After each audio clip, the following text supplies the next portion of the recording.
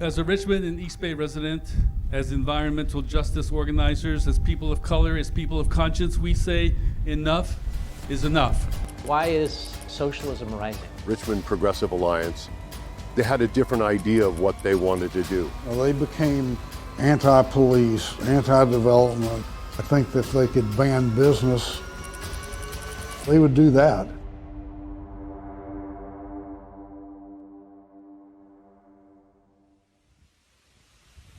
You know, I've seen a lot of changes here in Richmond.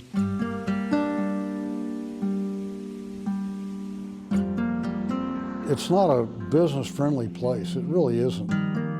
So, you know, if you're in business, you're pretty much on your own. The city of Richmond's not gonna help you. Hi, I'm Tom Butt. At this point, I'm a former mayor of Richmond, and I am president of the architecture engineering firm Interactive Resources. When I first ran for city council and was elected back in the early 90s, I was considered to be the most liberal person on the city council. And since then, if anything, I've gotten even more liberal and progressive. But when I left, I was considered the most conservative person on the city council. So I didn't change that much, but the city council changed dramatically. Their perception is anybody that is in business to make a profit is a bad person.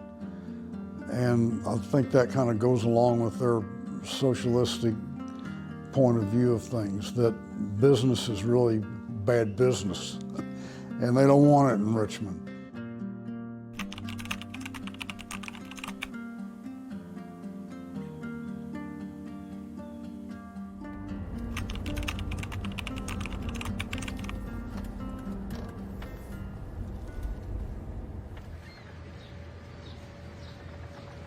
This is the Riggers Loft. We're here at one of the far ends of Terminal 3, which is part of the old Kaiser shipyard. We basically came here, we're looking for a facility to build out our winery. We saw the space, we saw the views, and thought, wow, this could be an incredible spot. We don't live in Richmond any longer. My name's Kevin Brown, and I was the president and CEO of Riggers Loft Wine Company, and this was our business here. We've renovated it out about $2 million, and then got into a battle with the city where they decided they wanted to do something else with it.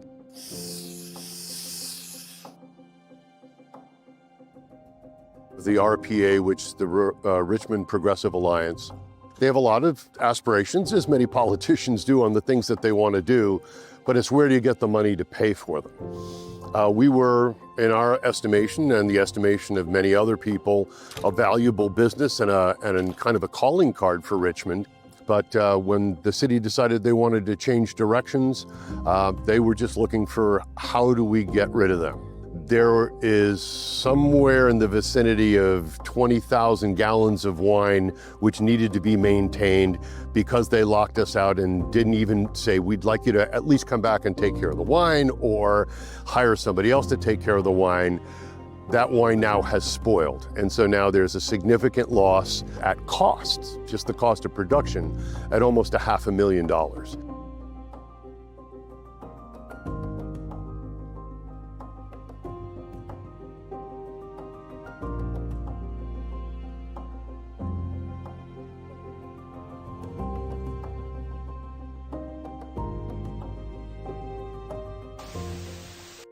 Since I've been elected, I've supported increasing Richmond's minimum wage to $15 an hour, championed Measure U, which decreases taxes for 60% of businesses and increases revenue for the city from big corporations. You know, they passed, I think it was Measure U, which was a significant rise in the business tax. During the height of the pandemic in 2020, Richmond voters approved Measure U that raised taxes for some businesses more than 100-fold. Now the first tax bill is coming due.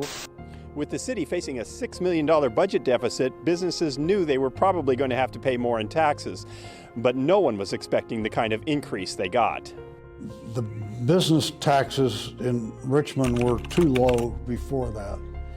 And I had actually tried to get them raised, but they went, even further than that, and really levied, huge taxes on business. So far, the council members aligned with the Richmond Progressive Alliance are refusing to budge.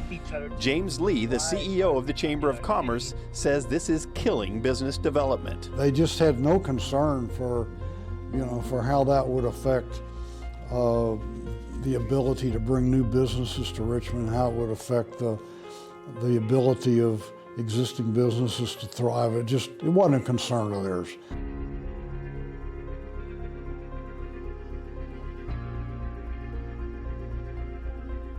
I'm not a big fan of labels because I think labels have a tendency to be very easy things for people to resort to without really looking at what's underlying what's going on. While, Eduardo Martinez says he's a social democrat, I'm not one way or the other, but you need a certain amount of business to help generate revenues and to be an attraction for people to come to the city.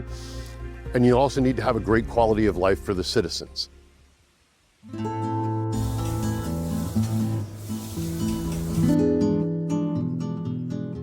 When my dad first came to the U.S., he started off as a ice cream cart. And then one day my dad was like, you know what, I don't want to do this anymore. I kind of want to be my own owner. And he started looking into food trucks. One day I came out of school and then I just saw a food truck parked in my house. And from there on, it changed our whole lives altogether.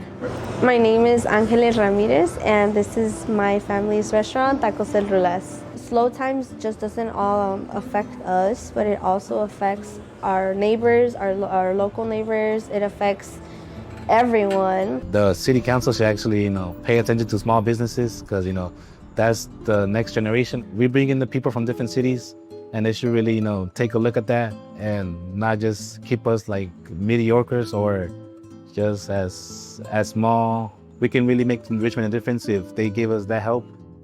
Hello, my name is Angel Ramirez. I'm a worker here at Tacos del Rulas.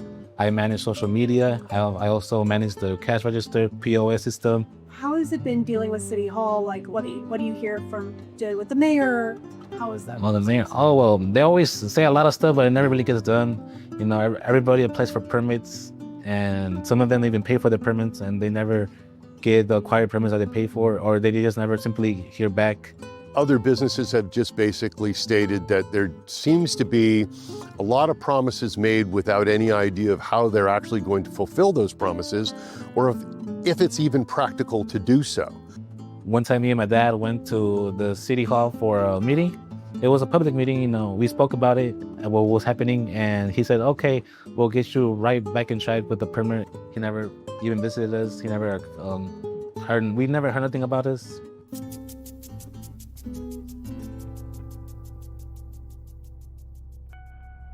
Another thing about the RPA that has always aggravated me, number one, you can't talk to them. You can't have a conversation with them. We had a lot of things going on here that had to do with climate change and global warming and energy and planning. I enjoyed the help I got from those RPA folks. And then as they gained more power, in the mid-2010s, they pivoted.